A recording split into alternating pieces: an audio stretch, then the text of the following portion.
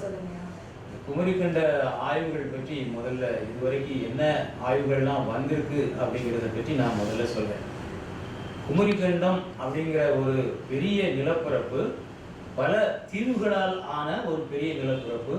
கிழக்கே ஆஸ்திரேலியா கண்டத்திலிருந்து மேற்கே ஆப்பிரிக்கா கண்டம் வரை தமிழகத்தினுடைய தென் பகுதியை தொட்டு ஒரு பெரிய நிலப்பரப்பு இருந்ததாக வரலாற்று ஆசிரியர்கள், கடல் அகழாய்வு ஆசிரியர்கள் நிறைய பேர் என்ன செஞ்சுருக்காங்க, இதுவரைக்கும் ஆராய்ச்சி பண்ணியிருக்காங்க.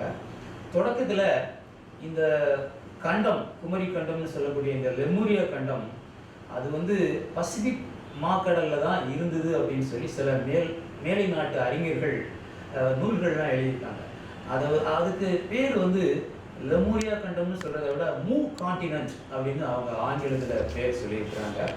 தொடக்கத்தில் பசிபிக் மாக்கடலில் இருந்த அந்த நிலப்பரப்பு, பெரிய நிலப்பரப்பு கொஞ்சம் கொஞ்சமாக நகர்ந்து தமிழகத்தினுடைய தென் பகுதியில் கடல் கோள்களாலும் பாறையுடைய நகர்வுகளாலும் பல பகுதிகளாக பிரிந்திருக்கு அப்படின்னு சொல்லி அவங்க ஆராய்ச்சி பண்ணாங்க. அதன் பிறகு பல ஆங்கில அறிஞர்கள், வரலாற்று ஆசிரியர்கள் இவங்கெல்லாம் நிறைய நூல்கள் எழுதியிருக்காங்க. குமரி கண்டத்தை பற்றிய அந்த நிலப்பரப்பு பற்றி, அதனுடைய இருப்பிடம் பற்றி, அங்கு தோன்றிய முதல் மக்களை பற்றி, மாந்தர்களை பற்றிலாம் என்ன செஞ்சுருக்காங்க, ஆராய்ச்சி பண்ணியிருக்காங்க. இதனுடைய தொடர்பாக தொட்டு நம்முடைய இந்திய அறிஞர்களில் தமிழக அறிஞர் ராமச்சந்திர தீட்சிதர் ஒரு ரொம்ப அருமையான ஒரு ஆராய்ச்சியை என்ன செஞ்சிருக்கிறாரு, மேற்கோள் காட்டி நிறைய ஆராய்ச்சி பண்ணியிருக்கிறார். அதாவது குமரி கண்டம் இருந்தது, அங்கதான் முதல் மக்கள் தோன்றினாங்க, அவங்க தமிழர்கள், அவங்க உருவாக்கிய மொழி தான் தமிழ், அந்த தமிழ் மொழி தான் உலகம் முழுவதும் பரவிதுன்னு சொல்லி ஒரு அருமையான ஒரு ஆராய்ச்சி என்ன செஞ்சாங்க. அதன் பிறகு தமிழக அரசு குறும்படங்கள், அப்புறம் செய்தி படங்கள் மாதிரி சில படங்கள்லாம் எடுத்து குமரி கண்டம் இருந்தது, அங்கே நம்முடைய மக்கள் தோன்றினார்கள், அங்கே தலைச்சங்கம், இடைச்சங்கம் அப்படிங்கிற 2 சங்கங்கள்லாம் இருந்தன என்று நம்முடைய தமிழக அரசு சில ஆவணங்களை உருவாக்கியது.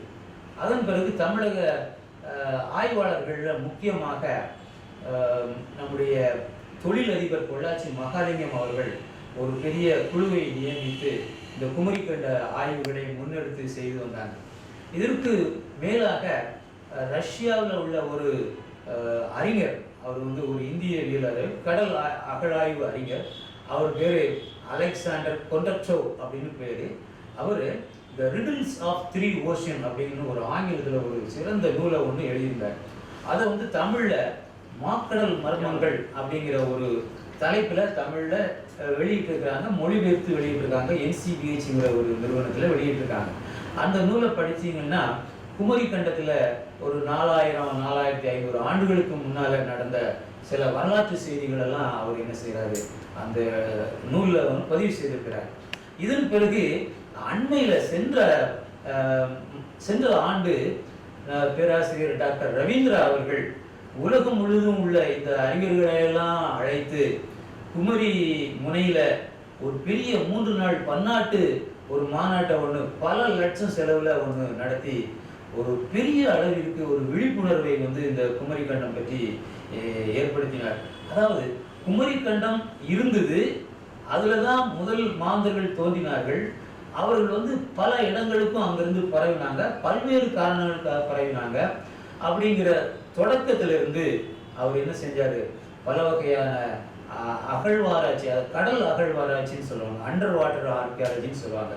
அதை அவர் என்ன செஞ்சார், தொடக்கமாக வைத்து இனி குமரி கண்டத்தை பற்றி யார் யாரெல்லாம் பதிவு பண்ணியிருக்கிறாங்க, யார் யாரெல்லாம் தொல்லியல் ஆய்வு செஞ்சுருக்காங்கிறதெல்லாம் அவர் அந்த மாநாட்டில் என்ன செஞ்சிருக்காரு, பரப்புனாங்க.